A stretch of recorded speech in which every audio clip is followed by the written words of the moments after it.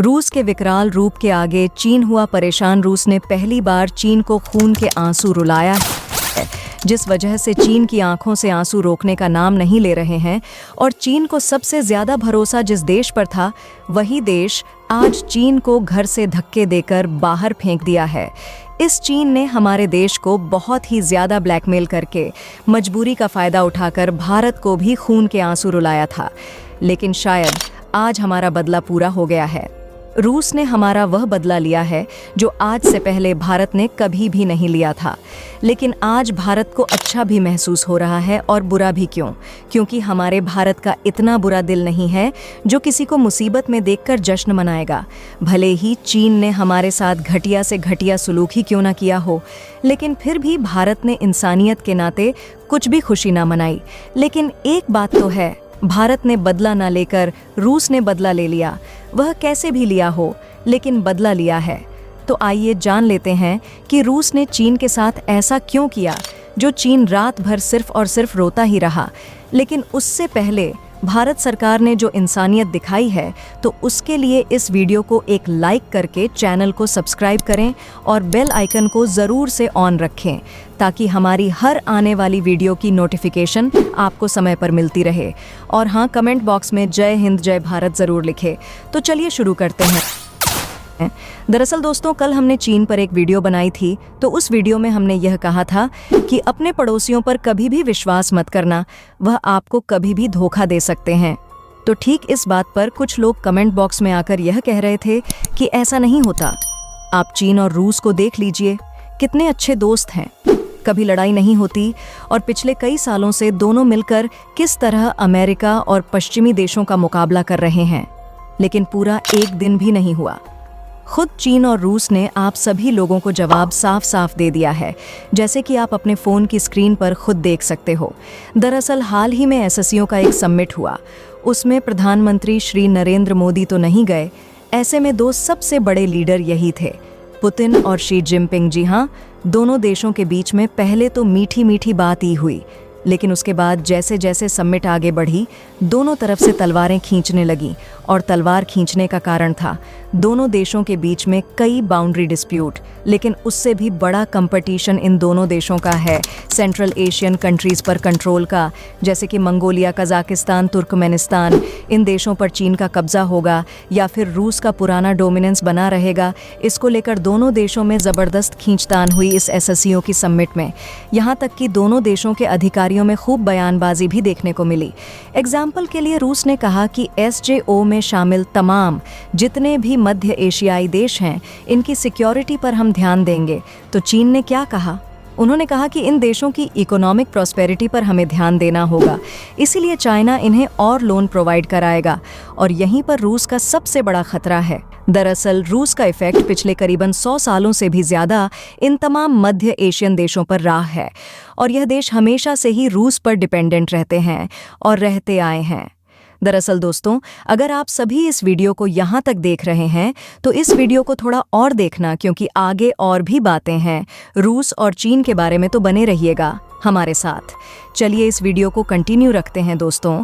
पिछले 13 सालों में यह चीज़ें बदली है। 2013 में जब से श्री जिनपिंग के राष्ट्रपति बनने के बाद one belt forest road initiative launch किया गया, जिसे बी मिरर की बेल्ट एंड रोड इनिशिएटिव कहा जाता है, तब से यह तमाम देश रूस की तरफ से पाला बदल कर चीन के पाले में जाते दिखे हैं। चीन ने इन देशों को खूब जमकर लोन बांटे हैं, जिससे कि इनकी निर्भरता चीन पर शिफ्ट हो चुकी है, साथ ही इनकी लॉयल्टी भी। जी हाँ, यह देश धीरे धीरे चीन के प्रति वफादार होते जा रहे हैं, और यह रूस के लिए एक बहुत ज़्यादा बड़ा खतरा है। रूस कभी नहीं चाहता कि इन छोटे छोटे देश पर अमेरिका या चीन में से किसी भी देश का प्रभाव बढ़े। आप कहोगे अमेरिका का तो समझ में आया, वह रूस का कंपटीटर है और पुराना दुश्मन है। चीन क्यों? चीन तो इनका दोस्त है, बढ़ने दो। इफेक्ट तो मैं आपको दिखा देता हूँ।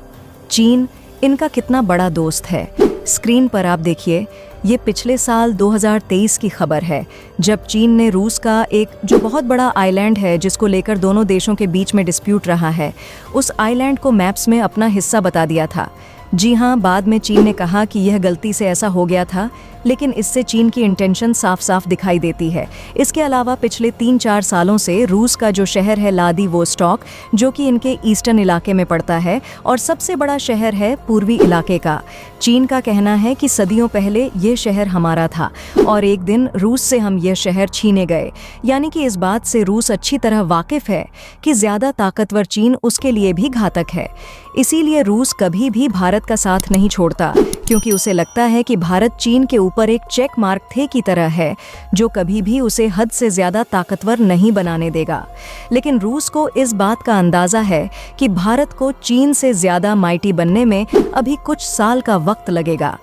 ऐसे में तब तक रूस चीन को रोकना चाहता है और इसीलिए उसने एससीओ समिट में इन छोटे छोटे देशों की सिक्योरिटी का मुद्दा उठाया, ताकि उन्हें यह मैसेज दिया जा सके कि चीन आपको फंसा रहा है। आप अपनी सिक्योरिटी का ध्यान दीजिए, क्योंकि आपकी सिक्योरिटी में रूस की सिक्योरिटी जुड़ी हुई है।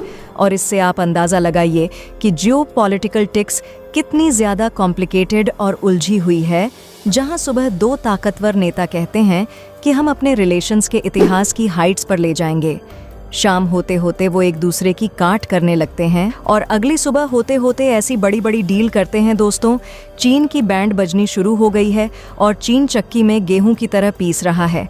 और दोस्तों, रूस, पता नहीं रूस इसके साथ क्या क्या करेगा और कब तक करेगा। आप सभी को याद होगा कि कैसे रूस ने यूक्रेन की कैसे बैंड बजाई थी। वैसे आप सभी की इस पर क्या राय है, आप हमें कमेंट बॉक्स में ज़रूर बताएं। और दोस्तों, हमारे पास एक और खबर है जिसका जानना आप सभी का बहुत ही ज़्यादा ज़रूरी है, तो चलिए वह भी जान लेते हैं। दरअसल दोस्तों, हाइंड ओशन एरिया में चीन की अग्रेशन का जवाब देने के लिए अमेरिका ने बड़ी प्लान बनाई है। इसके अंडर अमेरिका सेना जापान में अपने मिलिट्री फोर्सेस को अपग्रेड करने के लिए $10 अरब खर्च करने जा रही है।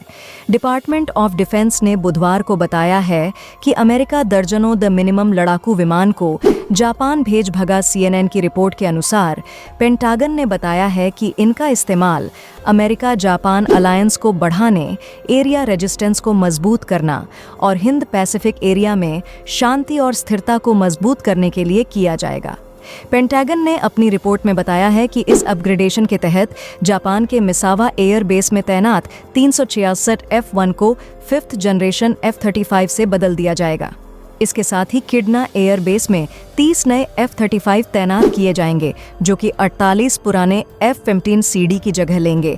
जापान के अंदर अमेरिका द्वारा अपनी क्षमता को बढ़ाने के पीछे कारण ये है कि जापान को लगातार खतरा न सिर्फ चीन से बल्कि दक्षिण कोरिया और रूस से भी बढ़ रहा है। यही रीज़न है कि इतनी भारी डिप्लॉयड अमेरिका के द्वारा जापान के अंदर की जा रही है। वैसे दोस्तों, क्या आपको लगता है कि अगला वॉर साउथ चीन सागर में हो सकता है, या फिर चीन रूस वाली गलती नहीं करेगा और किसी युद्ध में नहीं फंसे? इस पर आपकी क्या राय है? क्या चीन ऐसा करेगा या फिर नहीं? इस पर अपनी राय कमेंट बॉक्स में लिखकर बताइएगा। बढ़ते हैं। वैसे आप सभी को यह वीडियो कैसी लगी? अगर अच्छी लगी है तो इस वीडियो को एक लाइक करके चैनल को सब्सक्राइब करें और बेल आइकन को ज़रूर से ऑन रखें, ताकि हमारी हर आने वाली वीडियो की नोटिफिकेशन आपको समय पर मिलती रहे। धन्यवाद।